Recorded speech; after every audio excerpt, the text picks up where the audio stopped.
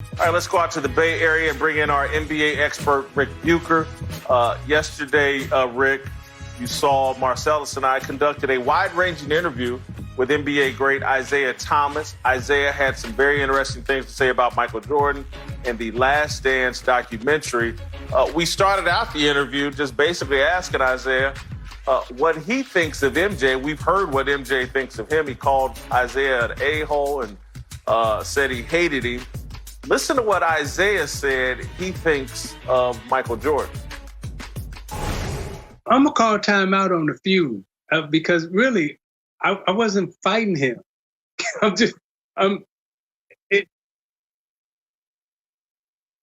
was winning all the time. I was winning the majority of the time. So why am I mad at him? All right, so Isiah basically says he has no concerns or no problem with Michael Jordan. Rick, are you buying that? Not for a second. First of all, in the entire interview, he found about a half dozen different ways to slice and dice Michael Jordan. Beginning with the comment simply, why would I be mad at him? I beat his ass all the time. Why would I be mad at him? When we were both healthy, I was the better player. I wasn't competing with him. I was competing with Magic and Bird. Essentially, he's saying, I can't be mad at somebody. He doesn't even deserve to sit at my table, is what he was saying. Now, on top of that, he said in the course of the interview that he learned from The Last Dance that maybe Michael had more to do with him not being on the Dream Team than he had previously thought. And we know that Isiah has a problem with not being on the Dream Team. Therefore, it stands to reason that if he has a problem with not being on the Dream Team and he now realizes that Michael had more to do with that factor than he previously thought, he, by deduction, has to have a problem with Michael Jordan. And trust me, and you know him, Jason, anybody comes at Isiah Thomas the way Michael Jordan came at Isiah Thomas in The Last Dance, there's no way that Isiah Thomas is okay with that. I say he has the smallest problem that you can have with another person. More, you're annoyed, irritated by them versus disturbed by them. This is Michael Jordan being a fly at Isiah's picnic. Not a bee, a fly, where Isiah's just like, man, move. And it's because Michael Jordan is taking things out of context and smearing Isiah Thomas's name. I understand exactly where Isiah Thomas is coming from, because Isiah is sitting there with a healthy mindset that his identity is not wrapped up in his ideas and his competition and who he was as a basketball player. Like, that's not his full identity. Whereas Michael Jordan will make a handshake a competition. Isiah's like, dude, when I put the jersey on, my job is to whoop your ass, and I did it a lot, and then after that, I'm good. But you're taking what we did on that court with our jerseys on and now taking it to when we got our T-shirt or our suits on. Why are you doing that? Every athlete knows that you're supposed to hit a switch. It turns it on and it turns it off, and not at your pleasure. It's by the participation in sport or participation in life. Isiah comes off like, look, I'm not happy that he keeps talking about me in this way, in this light, but trust me, I get sleep at night every single night. Listen, Rick, here's where I certainly agree with Marcellus. There's levels to having a problem with somebody. And there's a big problem, and then there's small problems that you just keep moving on and you don't think about them on a day-to-day. And that's where I think Isiah actually is. And it's sometimes people can get to that place where, look, I'm just going to be the bigger man. It is clear, I think, and this isn't what Isiah told me. This is my read of the situation. Isiah, to me, clearly is like, man, Jordan has some issues. Because if he's got this kind of hostility with me 30 years later about a handshake, that he's talking about he hates me and, calling me an a-hole on TV. And I know Michael's saying That's what I thought about him then. But, you should have clarified that on TV. And so I just think Isiah is really in a spot where he's like, yes, this is annoying what Michael's doing, but clearly there are some issues with Michael that I just don't have. Michael holds on to grudges. Michael operates from a place of anger where after, the competition's over in our basketball career, that was 30 years ago. I'm just not in that place. And so I do think Isiah, because of the Dream Team deal, has a small problem with Michael Jordan. But in comparison to the problem that Michael seems to have with Isiah, that's nothing. I'll agree with you to this point. If Isiah truly had a big problem with Michael, he would have never sat for The Last Dance. He would have refused to be any part of that. So I agree with that.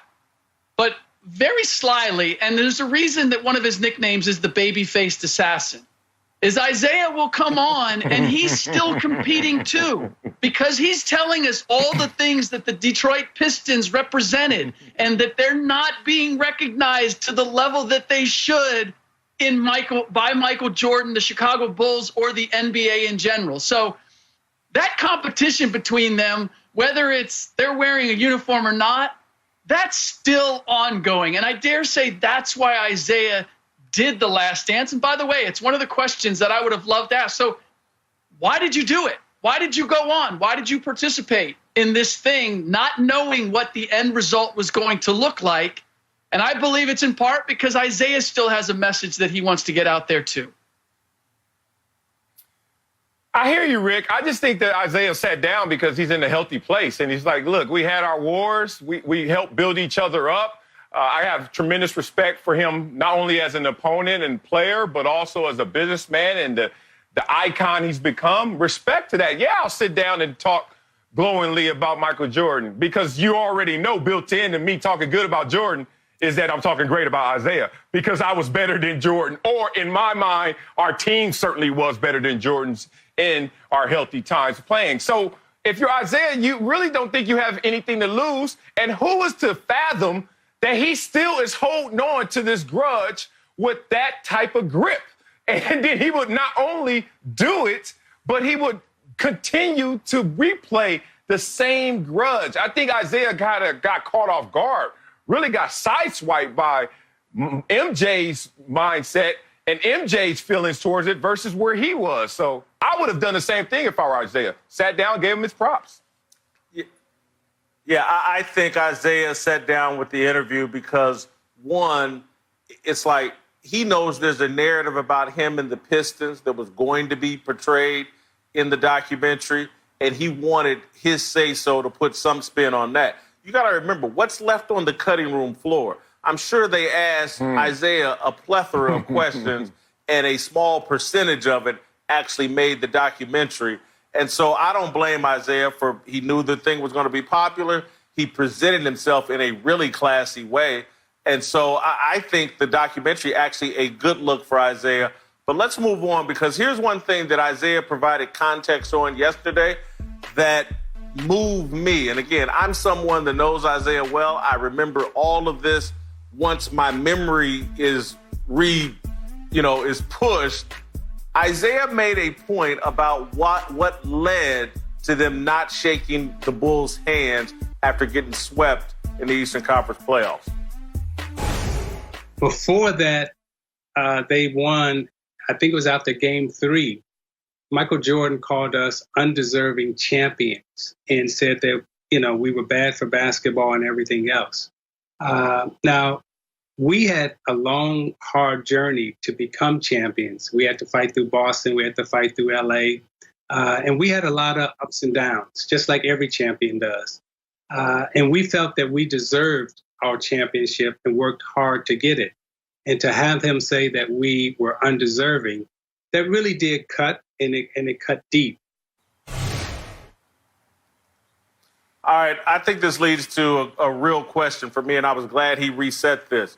To me, what was worse, Isiah and Bill Laimbeer not shaking hands, or before that game, Michael Jordan taking a major shot at the Detroit Pistons, undeserving and bad for basketball.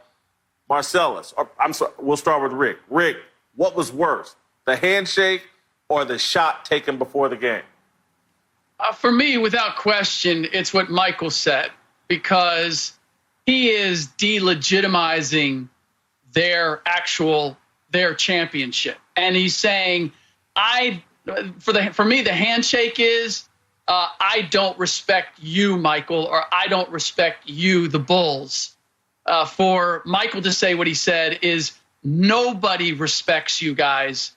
You're not legitimate champions, and you're actually a deterrent when it comes to the game itself. So if we're talking about which one was the greater diss or which was far harsher, without question, what Michael said and did, because he has to know in his heart how hard it is, no matter what year, no matter what the circumstance, to become a champion. You never become a champion by accident. I'm with you, Rick. It's saying that they were undeserving of being champions. I mean, good Lord, what kind of God complex do you have where you think that someone that you can't beat actually doesn't even deserve what they accomplished? As my teammates in Jacksonville used to always say, go get it with your muscle. If you want something, hey, we both started this season 0-0. If you couldn't get it, you didn't get it with your muscle. That's it. Let it go. But Jordan wants to go down on that one. And not only does he feel that way, he hires a production crew to double down on the same wrong, ill feeling. How can you not legitimize what they did? You actually, through the wars and battles with them, sharpen your knife to get to the point where you guys were dynastic. But to not give props just to kind of elevate yourself, bad look, man. It's those comments.